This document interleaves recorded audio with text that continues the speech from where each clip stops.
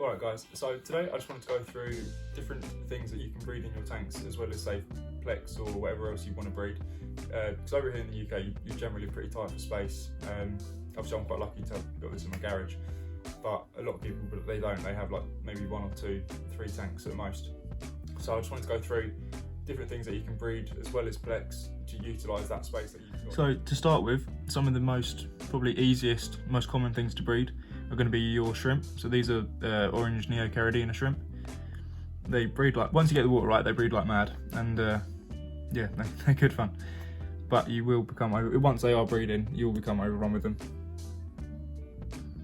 But they'll breed in most tanks with plecs, because they have similar water parameters for the most part. So they're definitely a good choice to breed. They also do the cherry shrimp as well, and they've really taken off, which is cool. These are currently with my snow white grow outs.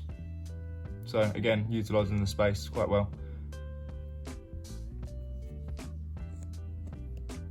Another one would be rabbit snails. These guys are so cool, like absolutely easily my favourites now. And once they get breeding, off of each pair you'll probably get 1 baby every week or so. And I think they're the cutest little snails.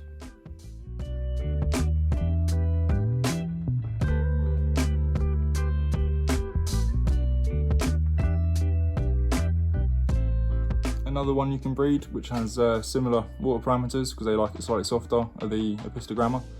Most species of Apistogramma will have similar water parameters. So these are just like the cockatoides. I haven't been breeding these for quite a while though, so these are just like one of my last batches that I did. They're quite big now. But again, because it's similar water, the only thing I will say about these, they do tend to dwell at the bottom of the tank. So they will, when spawning, they might fight some of the plecs, but other than that, they're pretty great. Another common one is to go for your endler guppies, things like that, or just regular guppies. They're also good for like putting in your breeding tanks because they release the hormones, which can get your plecs breeding, supposedly. But yeah, another one to breed in your tanks.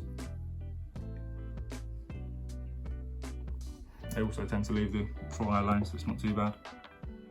I'm also doing the blue shrimp, but they haven't really taken off that well. So I've probably only got a handful of adults in this one. But again, this is in another grow out tank, so it's just using the space that I've got. So yeah, shrimps are definitely a good way to go. And finally, you've got the giant Colombian ramshorn snails, or ramshorn snails, however you want to pronounce them. They're great. They just breed and they get huge.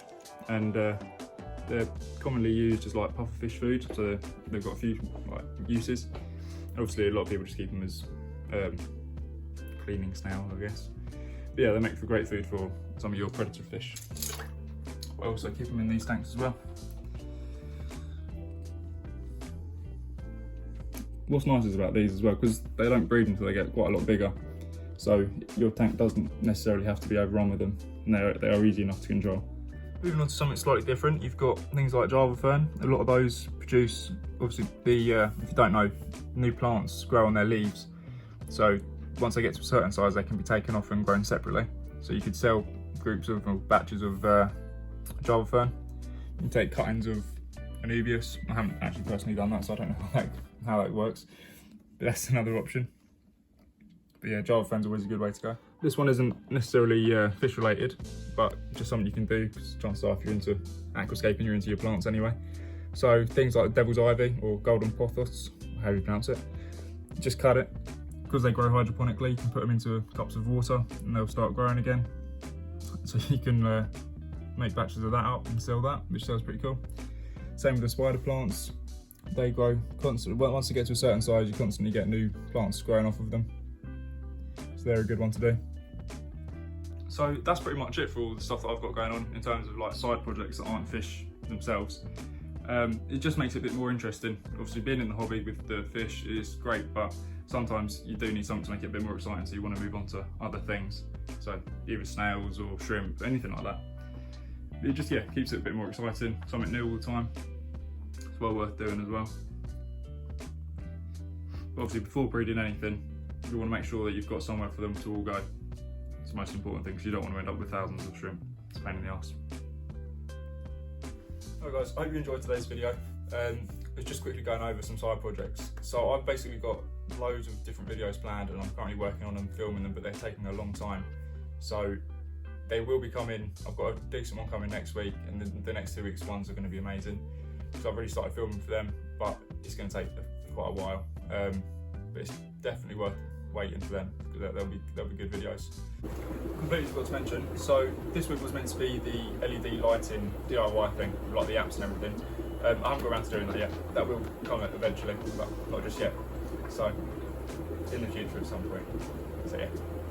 As usual, if you did enjoy today's video, please like and subscribe. It means a lot to me, and we're definitely climbing in numbers, so I really appreciate that, and it's going really well.